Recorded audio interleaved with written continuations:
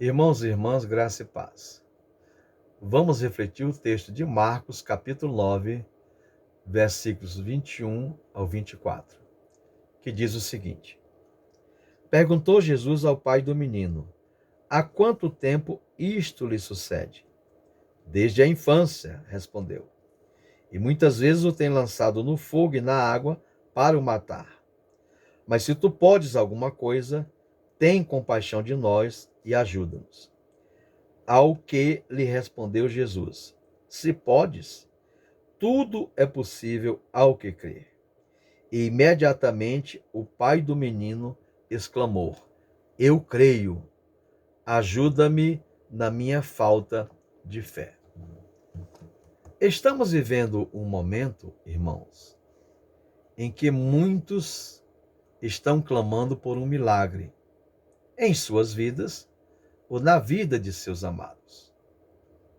Por isso escolhi esse texto para a nossa reflexão, porque acredito que ele tem muito a nos ensinar sobre o momento atual e a nossa relação com Deus, a nossa relação com Jesus Cristo.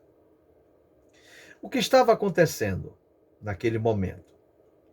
Jesus e os discípulos estavam evangelizando na Galileia, em uma região conhecida como Cesareia de Filipe.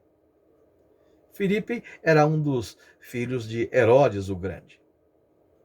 Em dado momento, ele se retirou para orar em um monte e levou consigo Pedro, Tiago e João. Os demais discípulos ficaram. Ao descer do monte, após a oração, ele encontrou uma grande multidão ao redor dos discípulos. E os discípulos estavam discutindo com os escribas, os doutores da lei.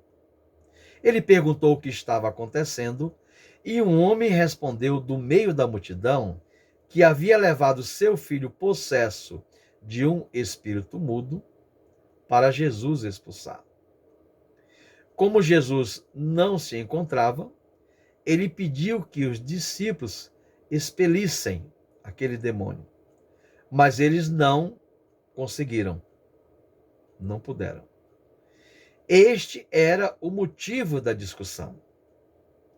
Jesus pediu então para que trouxessem o menino, e o menino, ao ver Jesus, caiu por terra, ficou espumando, rangendo os dentes, tal qual fizera na presença dos discípulos anteriormente. Jesus então pergunta ao pai do menino há quanto tempo aquilo acontece. O pai diz que é desde a infância. Tá? Muitas vezes o menino cai no fogo, na água, e o espírito, na opinião dele, está tentando matar o filho dele. Tá? Agora, parece que o fato do menino estar no chão, rolando, espumando, rangendo os dentes, não impressionou Jesus. Porque acontece algo inesperado. Ao invés de correr para socorrer o menino, o que todos estavam esperando, Jesus foi conversar com o pai do menino. Então a multidão ficou observando a cena do menino rolando no chão e, ao mesmo tempo, ouvindo o diálogo entre Jesus e o pai do menino. É importante destacar que Mateus e Lucas contam a mesma história, mas omitem essa conversa entre Jesus e o pai do menino. Por quê? Porque para Mateus e Lucas, o que importa é relatar o milagre. Mas para Marcos, Jesus deve vir antes da fé. Para Marcos, só podemos crer em Jesus se antes o conhecermos. E Marcos chama a atenção para o fato de que Jesus não pode ser totalmente transmitido ou compreendido pelo que ele faz, ou seja, o milagre. Jesus só pode ser totalmente transmitido ou compreendido por quem ele é, ou seja, por que ele faz. É possível alguém ficar maravilhado e empolgado, com um milagre, o show. Mas só é possível crer em uma pessoa, ou seja, na pessoa de Jesus. Portanto, para Marcos, o pai do menino precisa primeiro conhecer Jesus, para depois pedir o milagre, a intervenção de Deus na vida do seu filho. Ora, em seguida o homem diz: mas se tu podes alguma coisa, tem compaixão de nós e ajuda-nos. O homem se dirige a Jesus, irmãos e irmãs, com desconfiança. Se tu podes alguma coisa. Ora, o fracasso dos discípulos havia abalado a fé do homem em Jesus. Por isso, a forma condicional, se tu podes, indicando dúvidas, se o menino podia mesmo ser curado. Não esqueçamos que a falta de fé dos discípulos era o motivo da discussão com os escribas. E foi essa falta de fé que os impediu de curar o menino, expulsando o espírito mudo.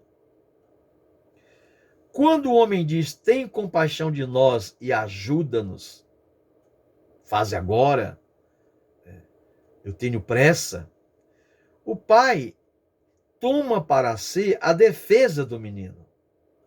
A situação do menino é difícil, mas o pai demonstra não ter desistido. Ele encontra-se profundamente angustiado diante de Jesus. E é por isso que ele inclui-se na súplica, usando o termo no plural: tem compaixão de nós, ajuda-nos. O sofrimento do meu filho é o meu sofrimento.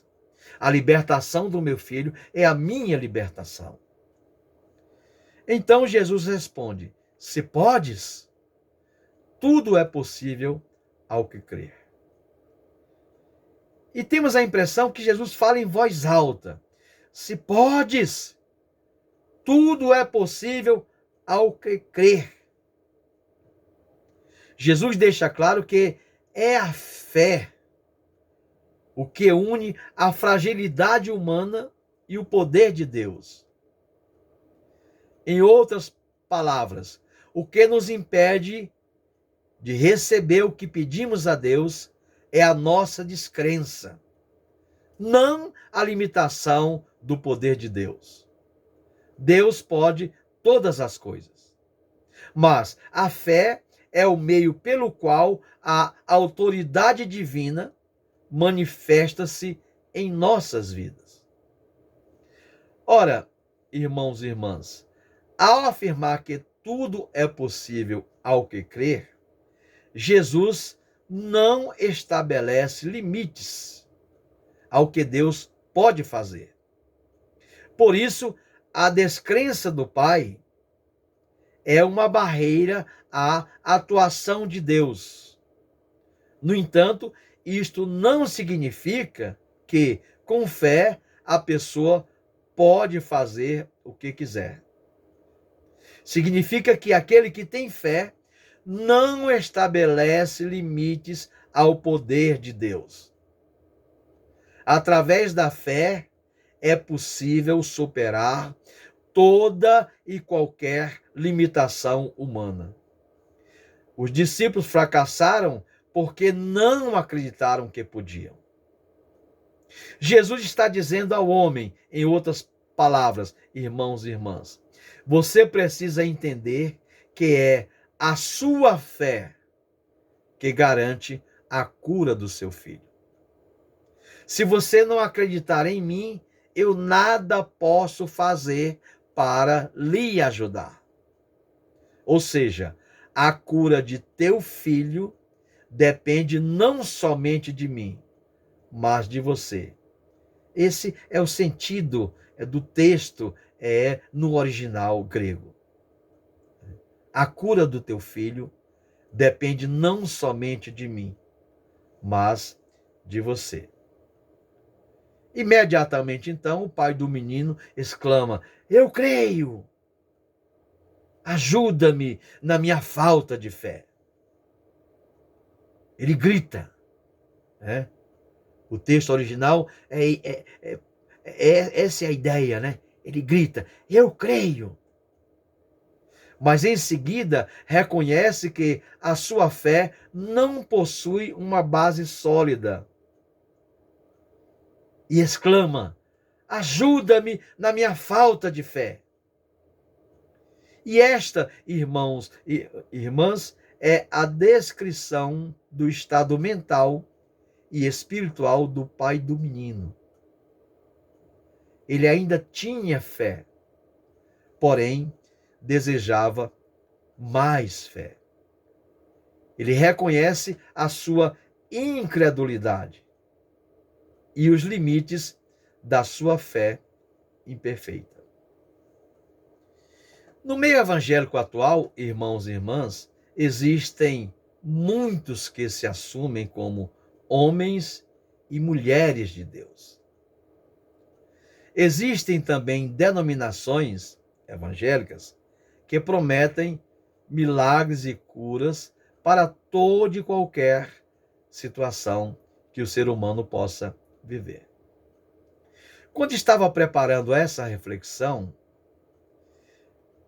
concluí que muitos crentes, entre aspas, que estão em casa devido à pandemia, não vão voltar para as suas igrejas, como outros têm afirmado. Por quê? Porque muitos, assim como o pai do menino dessa história, estão com sua fé abalada. Foram decepcionados pelos homens de Deus, ou pela sua igreja, sua denominação. Assim como os discípulos, os homens de Deus da atualidade, as igrejas, falharam. E o milagre não aconteceu.